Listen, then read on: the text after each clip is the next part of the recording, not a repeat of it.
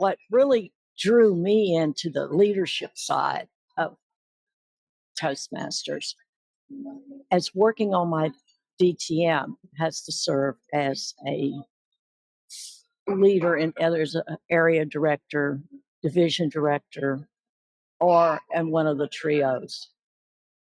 So I was serving as an area director at the time, particular period of time, and my high performance leadership goal I was doing was... Welcome to D50 After Dark. I'm your host, Mickey Bennett, and in today's episode, we will be having our first conversation with Rhonda Bunte, our district's Club Growth Director. Really looking forward to this conversation. Welcome to D50 After Dark. I'm your host, Mickey Bennett, and today we have Rhonda Bunte, our Club Growth Director. Welcome to the show, Rhonda. Thank you, Mickey. Glad to be here. Yeah, so you are our our district's Club Growth Director. Yes. And you started in July, of course, and we're going to talk in a little bit about what it means to be a Club Growth Director and what you do and what your vision for the district is. But first, we kind of want to just get to know who you are. So tell us something about yourself, Rhonda. I'll be glad to do that. I wanted to start with where I came from professionally. I started probably in the 80s working for savings and loans. That's a dinosaur that now some people don't even know what I'm talking about, depending upon when they were born. But I went to about 8 years into that, I went into what I call the other side of banking, and that I went to work for the Federal Deposit Insurance Corporation. And I worked there for 30 years. Wow. I was an audit specialist in the Office of Inspector General. And Inspector General is a division that is really autonomous from the corporation in its funding, but it's there on site at the corporation. So we are enabled to keep our independence from the organization in the reports that we issue to our client, which is the FDIC, as well as to the government, like the Congressional Board of Banking. And for those who don't know, what, in a nutshell, does the FDIC do? The Federal Deposit Insurance Corporation insures everybody's deposits up to $250,000 in a financial institution in the United States that has paid their insurance dues to the FDIC. And most of the institutions in the U.S. are insured by the FDIC. And this all came out of the Great Depression, when there were runs on the banks and the banks didn't have enough funds available to give everybody their deposits back. And Correct. It created a real problem, a real panic. So this was the solution they came up with. Right. That was about 1933 or so. I'm kind of roughly on the date. Yeah. But yes, that's what was the result. And it's been in force ever since. Yeah. And so you spent your career in banking, in the banking industry. And so I imagine a lot of people think, bankers, a lot of numbers, you're an auditor, probably a very intelligent, analytical woman. Yes. How did you get involved in Toastmasters? There was a Toastmasters meeting next to and it was in a conference room that was very close by where I was working in my office. Ralph Smedley said, "We learn when having fun." And they were having fun. There was laughter and there was applause. And it was just not the norm that would be going on in a corporation like the FDIC. As you said, We're analytical. We're dealing with bank regulations. So we're not having anything to do with that would be considered, it's all fun. Yeah. But there is enjoyment as well as along with the work. I wanted to find out what is going on with this particular meeting. And there was an advertisement, a flyer on a bulletin board for Toastmasters meeting. So I went to the meeting, went to a couple of meetings before I joined. What struck me the most at the meeting was the speakers who were so well versed in giving their speeches. And I thought, wow. Now, I had not met any of these particular people, although they worked at the FDIC. However, I was very impressed by them. And I thought, that's for me. I want to be capable of expressing my thoughts more clearly and orderly and succinctly so that the person I am engaging with understands how I'm trying to communicate my ideas to them. So that's how I got involved with Toastmasters. Yeah. And before that, had you had any experience speaking in front of groups? I had done a speech class in college. I really liked it. And that was the only time, and just speaking before a group. Yeah. I can remember then how I had a opportunity to do that in another class later on and towards the end of my education. And I was nervous trying to get up again doing that. So I found that Toastmasters is a good way to practice and to relieve some of those fears of speaking. Yeah. Yes. And so you found Toastmasters, you joined it. This was a corporate club? It's a corporate club. However, it's an open corporate club. Oh, okay. Yes. FDIC is very good at taking care of its employees and encouraging them to be members and paying for their membership fees. However, if there's an outside member, such as me now, I'm retired from the FDIC. Yeah. And I pay my own membership fees. Yeah. So you're still a member of the same club? The same club, my home club for 26 years. Wow. That's amazing. Yes. And so you joined this club and you found out why they were having so much fun? Yes. And so what did you gain from your experience in this club? First of all, it was the learning and engaging with other people, which I really enjoyed. And there was one particular lady who was the only distinguished Toastmaster, the highest level that one can attain in Toastmasters. She was the only one in the club. And so she would always keep challenging, encouraging me, get your distinguished Toastmaster, your DTM. So what I started to do is become more involved in leadership opportunities within the club and learning to engage more with other people, understanding how they think and how they communicate and how I can reach out to them.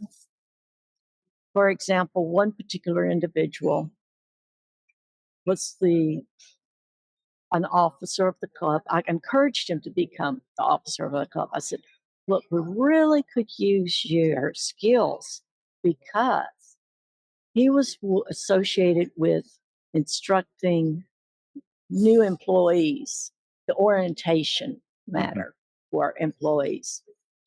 And I said, this would be a great opportunity for you to bring in members. You could tell them all about Toastmasters, which he did. And so he was great in bringing in memberships and fulfilling that role. So it's always recognizing people. I learned how to recognize other people's talents and to encourage them to serve in those particular roles. Now, a couple of the members really sought out Toastmasters for what they could do within the corporation. I'll be glad to tell you about those. Yeah.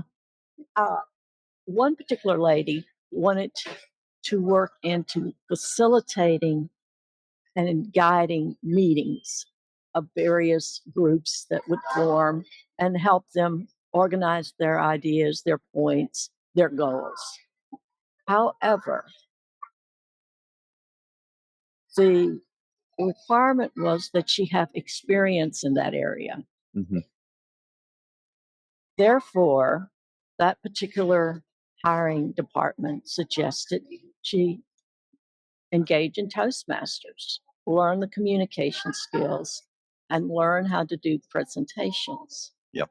She did. And a year later, she applied at a position there and was hired. Several years later now, she is an assistant professor, professional coach within the leadership and management program at the FDIC. Wow. She's done quite well, and kudos for her. Another lady and I were racing to see who become the next DTM, Yeah. and she beat me, but we came in at the same year under the prior education system that Toastmasters had. Yeah. She would come to our club meetings, but she was a little hesitant to join. She said she was shy. Mm-hmm. If you met her today, that would not be a characteristic of her. Yeah. And she has also worked her way through various positions within the FDIC now to an executive position. So she in turn now encourages her people on her staff to, you think you could use a little bit in communication skills, and I know the place for you, and refers them to Toastmasters. So it's wonderful that both of these ladies have taken Toastmasters to heart, Mm-hmm. followed through with the program, and achieved their goals and expectations at the FDIC. Yeah, I love those stories because it demonstrates how not only can Toastmasters benefit the career, as your first story demonstrates, in which many of us get involved in Toastmasters with that goal in mind, but it can also, in a way, transform your personality. In the second story you shared, she begins seemingly shy, and after her experience in Toastmasters, is a much more gregarious individual. Yes. Yeah, I love that. Yes. Yeah. What really drew me into the leadership side of Toastmasters, as working on my DTM, has to serve as a leader in others, area director, division director, or in one of the trios. So I was serving as an area director at the time, particular period of time, and my high performance leadership goal Mm-hmm. I was doing was the Southern Division contest. Mm-hmm. I skipped the area contest. I went strictly to Southern Division. I didn't really know what I was getting into, so I'd consult with my friend who got the DTM before I did, and asked her, "What did you do for your contest?" She explained to me, and also I checked with the division director as to what he needed and expected in the contest. I was getting ready to do this, finding a location just as the pandemic hit, the COVID hit, and I had been planning to go in person, and now I had to switch everything to online. what really got me was I wasn't really an introvert by nature. And now I had to crawl out of that little introvert shell, my comfort zone, and contact people to fill roles in a contest.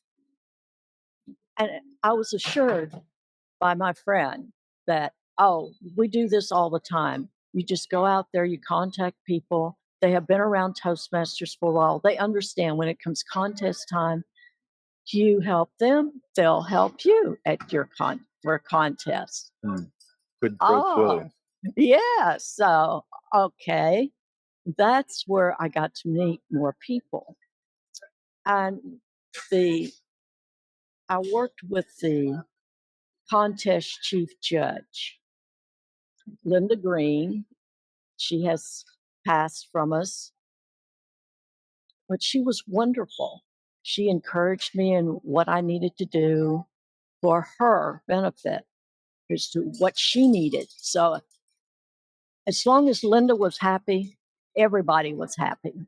The idea is always the contest chief judge. You keep them happy, things will go very well. Yeah.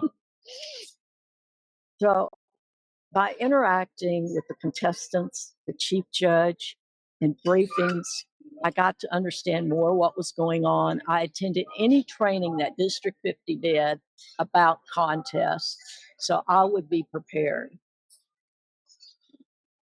I was very relieved when that contest was completed and completed well. Yeah.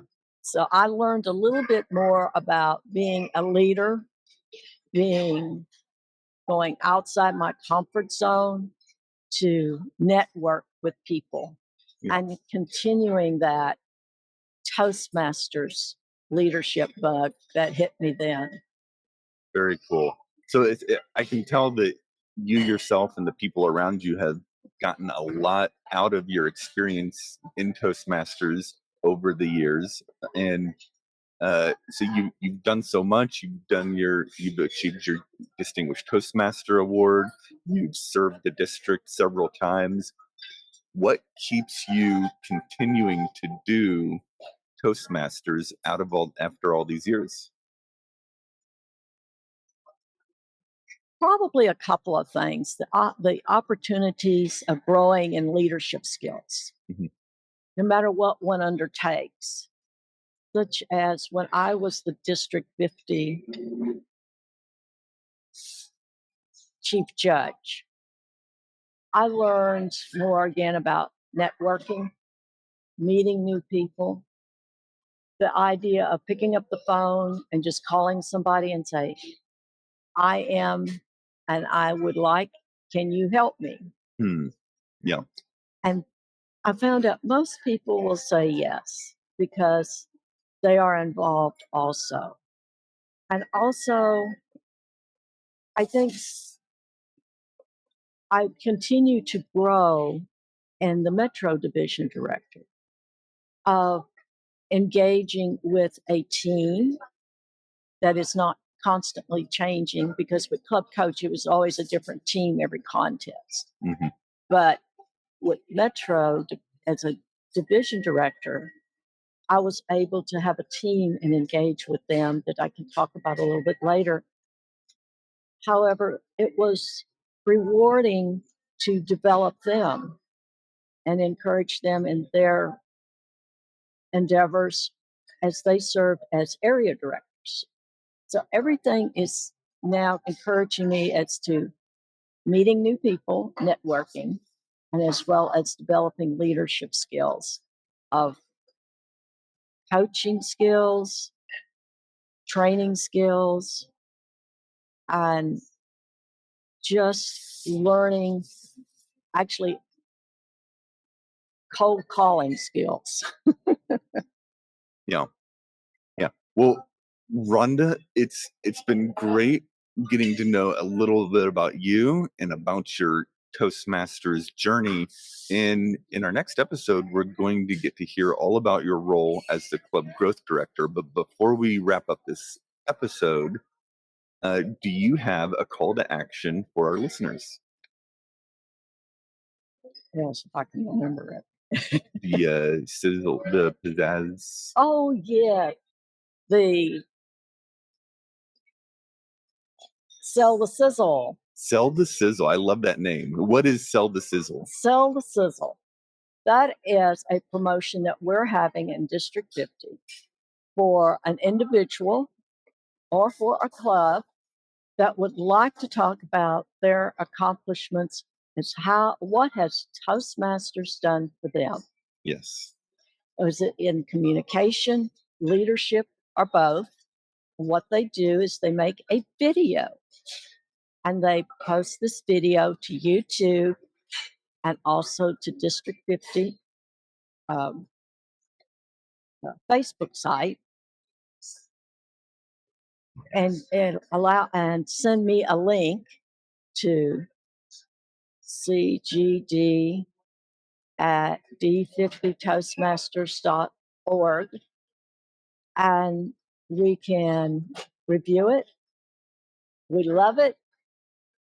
You get $20 bookstore bucks just for doing the video and posting it on YouTube. You get another $20 bookstore bucks for posting it to your website or District 50's website.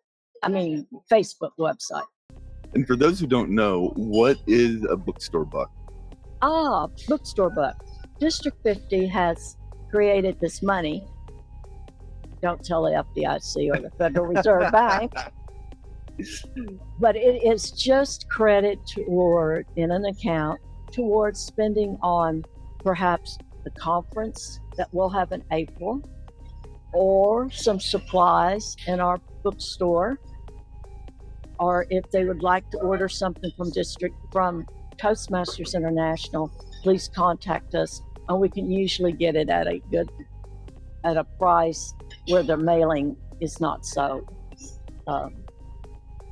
high for an individual ordering from Toastmasters. And I think people who aren't familiar with the bookstore would be surprised how many really cool items there are in the bookstore. For example, there used to be little license plate frames that would say Toastmasters where leaders are made. Why? Those are pretty cool. So there's all kinds of really cool things that you Yes. can use inside and outside of your meeting using the bookstore bucks. Right. Very good. And there's some nice things that people use at their clubs, such as ballots. Yeah.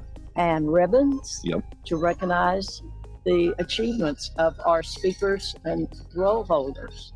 All right. So sell the sizzle, make your video, post it, and get in touch with our club growth director. And so that wraps up this episode of D50 After Dark. Thank you all for listening in, and make sure to check out our next conversation with our club growth director, Rhonda Bunte.